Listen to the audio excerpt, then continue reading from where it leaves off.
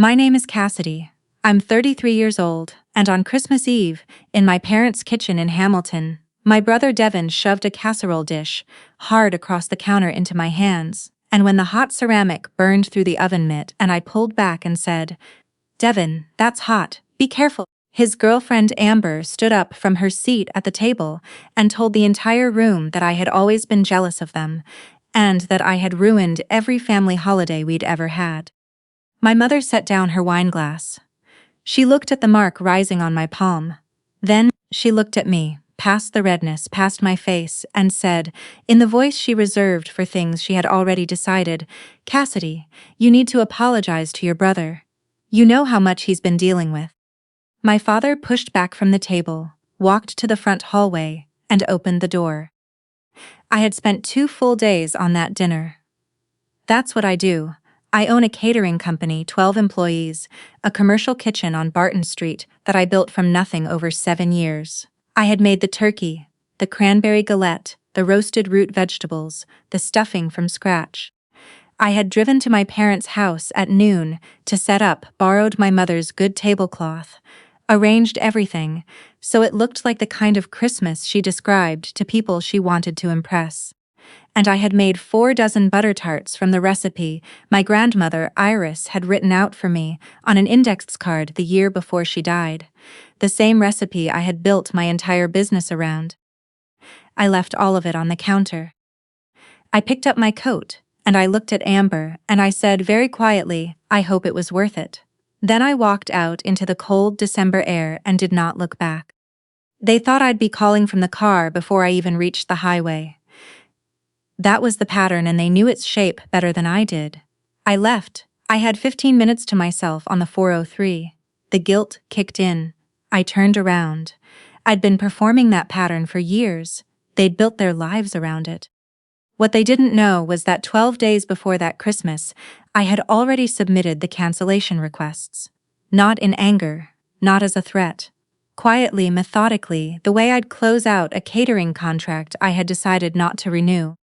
I had removed myself from every recurring payment I had been carrying for 4.5 years.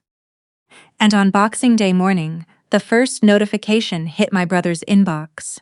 And this time it was Devin who called me at 8 in the morning, screaming. If you've ever been the person in your family who showed up so consistently that everyone forgot to notice you showing up, tell me in the comments where you're watching from. I really do want to know. Let me take you back to the beginning, because none of this started with a burned hand at Christmas. It started years earlier with a phone call and a pot of coffee my mother had already poured before I arrived. To understand what those notifications meant, you have to understand what I had been doing since the spring of 2020. Because I wasn't just the sister who always arrived with food. I was the reason there was food to begin with. Devin and Amber had been on and off since university. When things were good between them, I barely heard from my family. When things fell apart in 2020, Devin moved back into my parents' house in Hamilton with no income. Amber was keeping Leo and Piper and asking for more child support than he could manage. My mother called and explained the situation in the gentle voice she reserved for things she had already settled. "You don't have dependents, Cass. You have the business. Devin can't do this alone." Leo was 2 at the time. Piper was 4 months old. I said yes because my brother sounded genuinely lost in a way he hadn't since we were teenagers, and because as I told myself it would be temporary. It was never temporary. First it was groceries for my parents' house, because Devin was living there, and there were suddenly 2 more people at every meal. Then it was Leo's daycare spot, when Devin found contract work again, and Amber wouldn't take Leo during the week. Then it was Piper's spot when she was old enough. By the time both kids were enrolled at a center in Ancaster, I was paying close to $2,900 a month. That's the reality of childcare in this province. The spaces cost what they cost, and Devin said he was still catching up on back support to Amber, and my mother said the children couldn't lose their spots. So I kept paying. It didn't stop there, it never does. I took over the family plan on Rogers, 4 lines, because my father's hours had been cut, and my mother said splitting the bill between accounts would be a nightmare, and I was the responsible one. $240 a month. I paid Devin's car insurance after he let it lapse for 3 months, and my mother called in a panic about the kids being driven in an uninsured vehicle. $195 a month, tied to my name. And then there was the storage unit in Stony Creek. $120 a month, where my grandmother Iris's things had been sitting since she passed in 2021. When we cleaned out her apartment, no one wanted to keep paying for the unit, so I did it quietly because her recipe tin was in there, and her photo albums, and the china she'd carried from her home country when she moved to Canada in the 60s, and letting the payments lapse felt like letting her go a second time. Add it together. Close to $2,800 a month, nearly $34,000 a year, over 4.5 years. There were months I held my own payroll to make the numbers work. There were winters I didn't take the vacation Marco had been asking me to plan since we started dating. Generosity had become so invisible that I'd stopped noticing I was practicing it, and invisibility is a very particular kind of loneliness. Devin never asked me directly. That was the whole machine. He would post something on Facebook, a photo of Leo and Piper in winter coats that had gotten too small, a caption about finding it hard to keep up, and within an hour my mother would call, just to let me know, just so I was aware. She never said pay for it. She never had to. Guilt was the only currency they ever let me spend. The thing that finally snapped it was so small I almost felt embarrassed. In early December, Devin texted asking for $350. He said it was for Leo's hockey registration. Leo had just turned 7. He'd been asking to play since September, and the deadline was in 2 days. I sent the money through Interac in under a minute. It felt like the most natural thing in the world. That was the problem. 3 days later, I was on my phone, and Devin's Instagram stories were up. A Leafs game. 4 men in the lower bowl at Scotiabank Arena, their faces warm from the cold and from whatever they had been drinking since afternoon, arms around each other's shoulders. Boys' trip finally happened! 3 fire emojis. I looked at those stories for a long time.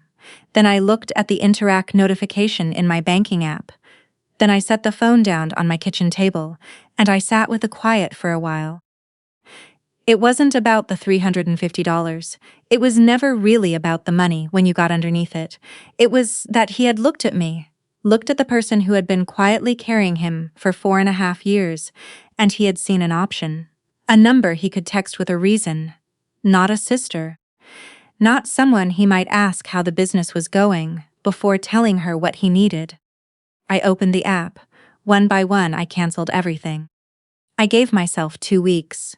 I told myself that if Christmas felt different, if just one person at that table said thank you, or noticed or asked about my life without pivoting immediately to what they needed from it, I would log back in and turn it all back on and never say a word. I really meant that. I believed that one good evening could change the whole calculation. Then Devin burned my hand with a casserole dish, and Amber told the room I ruined everything, and my mother asked me to apologize, and my father opened the front door, and I understood that the calculation had never been mine to make. On Boxing Day morning, my phone rang at 8:10. It was Devin, and he was not calling to wish me a happy holiday. The daycare sent an email, he said, before I had the chance to speak. Leo and Piper's spots are on hold. What did you do? I walked to the kitchen so I wouldn't wake Marco. The December payment didn't go through, I said. I stopped the autopay. The silence on the line was a specific kind, the kind that happens when something a person assumed was structural turns out to have been a choice someone else was making on their behalf.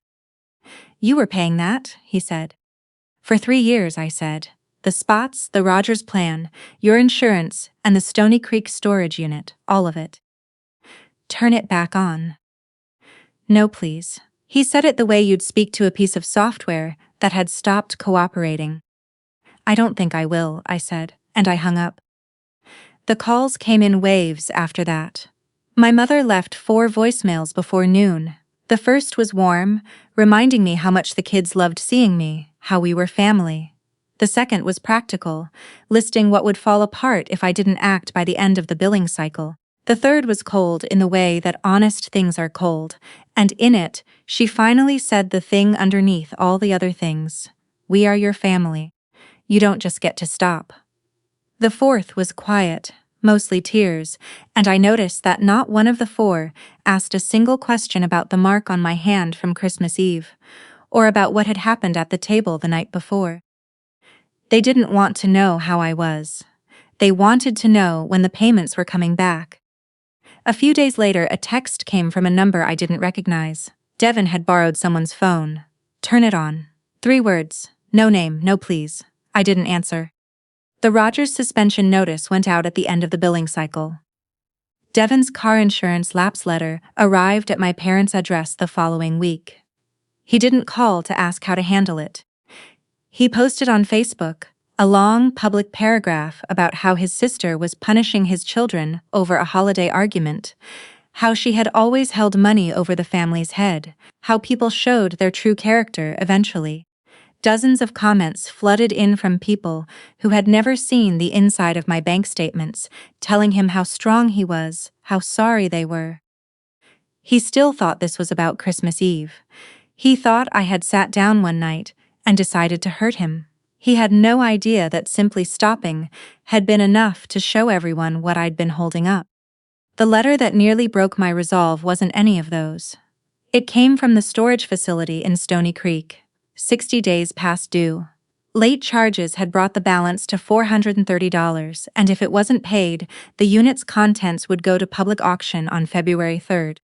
Grandma Iris's china, her recipe tin, her photo albums. No one in my family remembered that unit existed. I was the only one who had kept paying for it, kept renewing it, kept meaning to sort through everything properly when I had a free weekend. I stood in my kitchen holding that letter and circled February 3rd on the calendar on my fridge. Not to prove anything, not for the family, to save the one thing in that arrangement that had always been mine. In the weeks after Boxing Day, my mother and Devin built a version of events and spread it through the family group chat, one message at a time. Cassidy had cut off the kids in a fit of spite.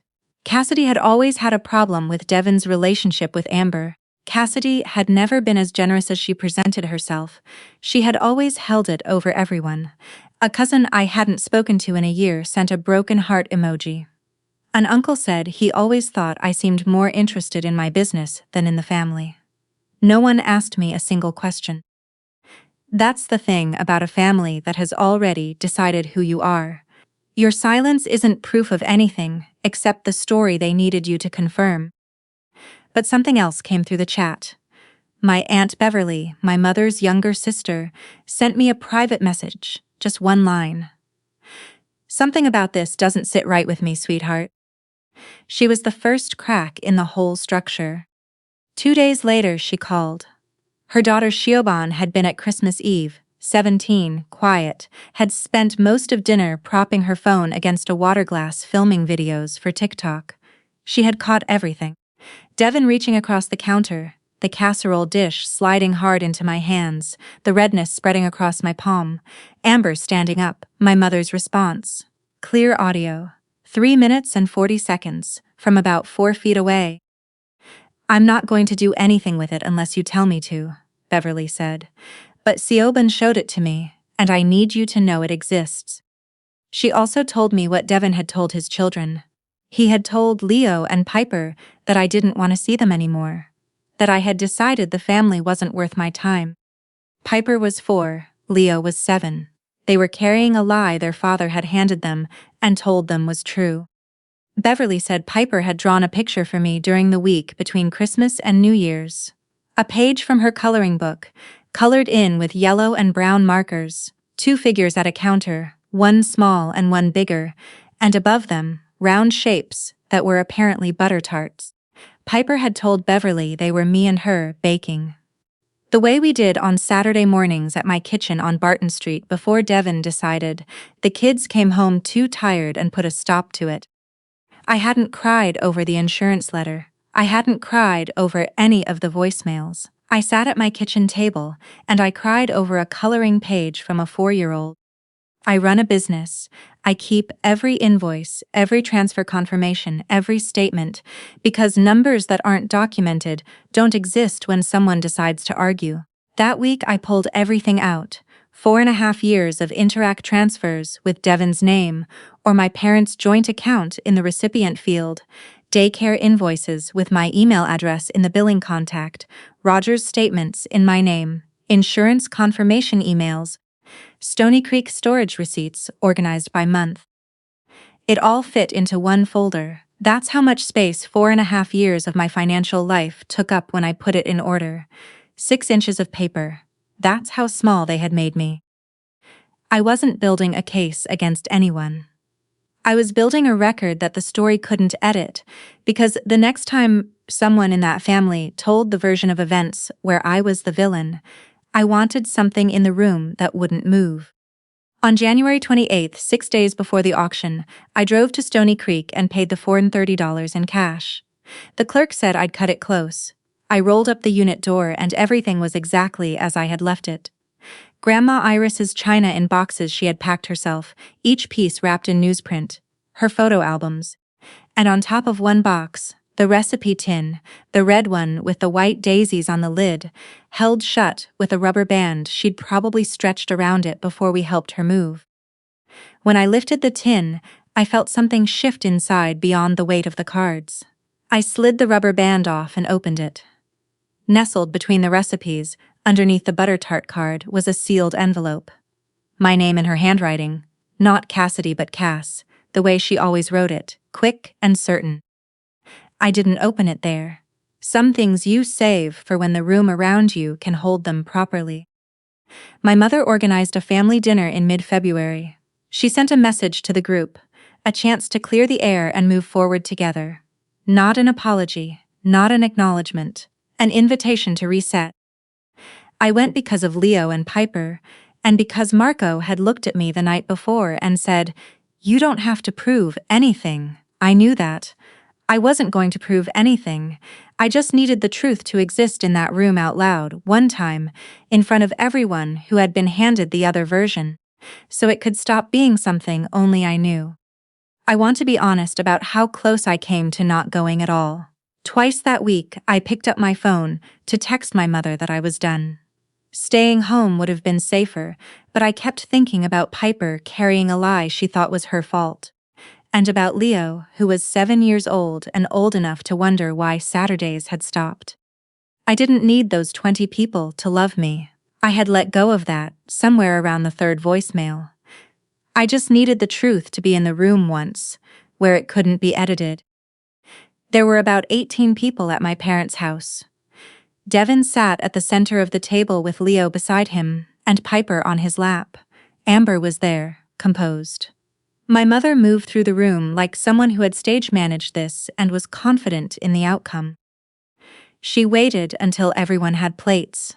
Then she stood and said she was so glad we were all together, and that she hoped we could set the hard feelings aside and remember what mattered, which was each other.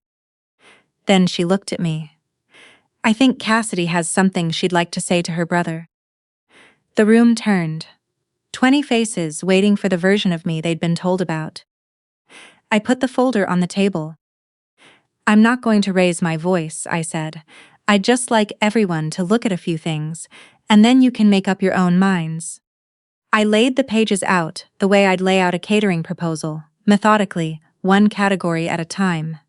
Daycare invoices for Leo's spot 3 years, my email address in the billing contact on every single one. Daycare invoices for Piper's spot 2 years, Rogers account statements with my name at the top. Devin's insurance confirmation emails, my card listed as the payment method, storage facility receipts, all in my name. Last page, an Interact transfer summary. 83 transfers over 4.5 years, all to Devin or to my parents' joint account. The memo line said things like groceries, Leo hockey, help this month. "The names are all there," I said. "I'm not here to argue. I just want everyone in this room to read the names on those pages." Beverly picked up the top sheet. She read it. Then the next one. She set them down carefully, the way you set down something that changes the weight of what you thought you already knew. The pages moved around the table after that, hand to hand, and I watched the story shift on people's faces as it traveled. The aunt who had called me cold in the group chat read the transfer summary and pressed her fingers to her forehead. A cousin covered her mouth. My mother reached for the stack and smoothed the top page flat, as though finding a different meaning in it if she pressed hard enough. Devin pushed back from the table. "She's twisting it," he said. His voice was hard, but there was a tremor underneath it, the voice of someone whose ground has just moved. She offered to help. Nobody held a gun to her. And now she's making this about money because she's still bitter about Christmas. Beverly looked at Shioban. Shioban, without saying a word, held up her phone and pressed play.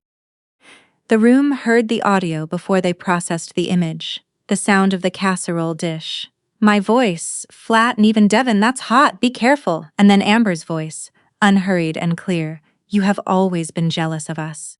You ruin every single holiday." And then my mother's, without a pause.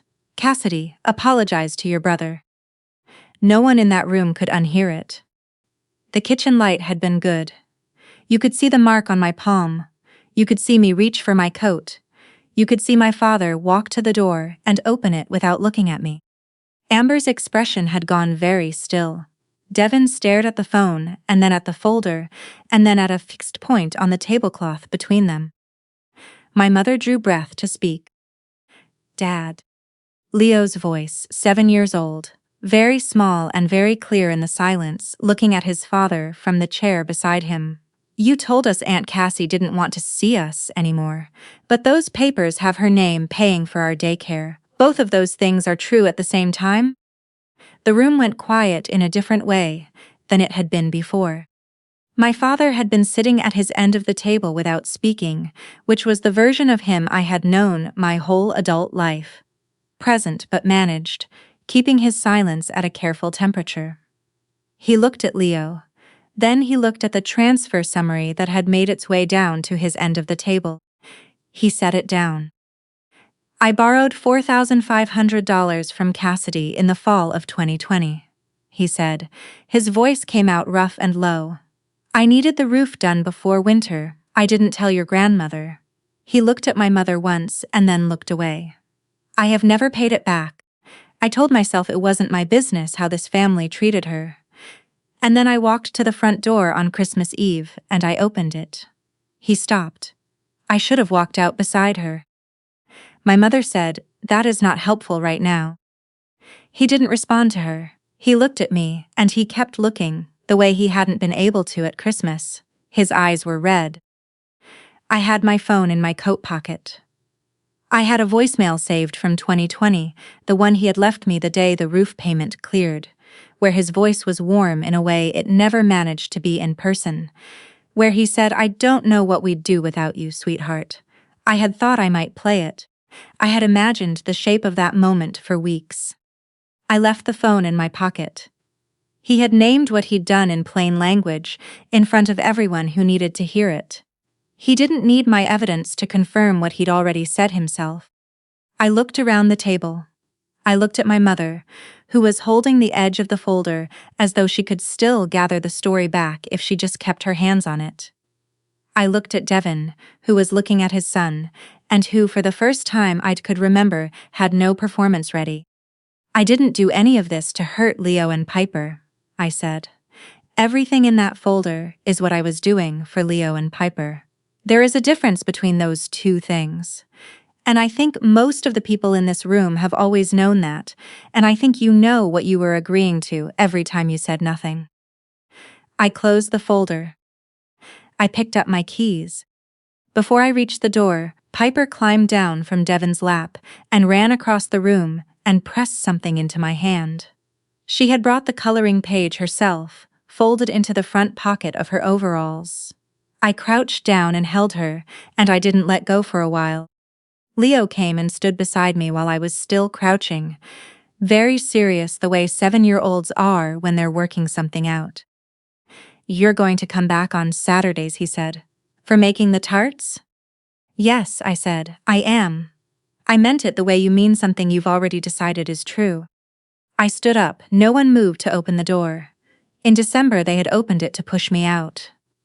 This time I opened it myself and I walked through it on my own terms, and for the first time in a long while, leaving that house felt like bringing the right people with me instead of losing them. In the weeks after that dinner, things settled the way things do when a system loses its engine. Not with drama, but completely. Devin found out that the bills were findable when he was the one responsible for finding them. He picked up the daycare fees the following month. He sorted out his own insurance. He called my mother less frequently, and she called me less, and the air pressure in the whole family changed the way seasons change, gradually, and then all at once. My father texted me in late February and asked if he could see me, just the two of us. We met at a diner out past Dundas on a Tuesday. He didn't make excuses for himself. He brought an envelope. Inside was $500 in cash, and a note saying the rest would come every month until the $4,500 was paid. He had also taken over the Rogers account himself and added Devin as a separate line, so the plan was theirs to manage going forward. He told me this matter-of-factly, the way he might mention fixing the gutters. I didn't forgive him in a way that let him off the hook entirely, but I noticed what he had done. The way you notice the first warm afternoon in March. Without announcing it, you just take your coat off. I'm keeping a door open for you, I told him before we got up to leave, but you have to be the one holding it open. I can't do that part anymore. He nodded, he paid the bill, and then he looked at me directly, in a way he had not managed at Christmas, and he said he was sorry, and he named exactly what he was apologizing for. It didn't undo 4.5 years. But it was the first honest sentence I had heard from him, in longer than I wanted to count, and I decided to let a beginning be a beginning. I set up registered education savings plans for Leo and Piper. In my name. Contributions go directly into accounts I control, earmarked for each of them. When they're ready for school, the money will be there. Not for Devin, not filtered through the family, not convertible into a Leafs game. For them, for what they'll actually need in my name, where no one can access it but them. Loving those kids was never the problem. Being used as a vehicle to reach them was the only problem. And the two things are not the same. On the last Saturday of February, I finally opened Grandma Iris's envelope. I made tea. I sat at my kitchen table with her recipe tin open in front of me. Marco was reading on the couch behind me. I slit the seal carefully, the way you open something you want to keep. Inside was one of her index cards, the same kind she'd written every recipe on, blue ink. Her handwriting, a little uneven the way it had gotten in her last years, but unmistakably hers. To my Cass, it said, "You have always fed everyone before you fed yourself. That is a beautiful thing. It has also cost you too much. The table belongs to you too, not just the kitchen. Don't let anyone tell you different, Gran." I read it 4 times. Then I taped it to the inside of the tin lid, right next to the butter tart recipe, where I would see it every time I opened it. The following week, I added the butter tarts to the regular menu at my catering company. I made a small card that goes out with every order now, Grandma Iris's butter tarts. People ask about her when they taste them, and I tell them a little, enough to make her real to them, enough to let her name land in rooms she never got to enter. She came to Hamilton with a recipe tin and a daughter, and the understanding that you cook for people because it's how you show them they matter. She was right that I had always known that. She would also have been right that I had let it be used against me for far too long. There is a difference between feeding the people you love and disappearing into the feeding. I know the difference now. I know it in the way you know a thing you can't unknow, the way it settles into the body and stops needing to be argued. So here's my question for you. If your family has only ever valued what you provide and never who you are, if you have been the one who set the table and could never find your seat, tell me in the comments. Did you keep showing up and hoping things would change, or did you finally build a table of your own? There's no wrong answer. Option A, keep the door open and keep going. Option B, build your own table. But if this found someone who is still standing in a kitchen, somewhere wondering why showing up has never once been enough, I want them to hear one thing clearly. You are allowed to sit down. Leo and Piper come in on Saturday mornings now. Leo cracks the eggs, mostly into the bowl. Piper sits on the counter and eats exactly 3 chocolate chips for every one she puts into the batter, and she counts them out loud so I can keep track. My grandmother's recipe, my kitchen, my table. That turns out to be enough. That turns out to be more than enough.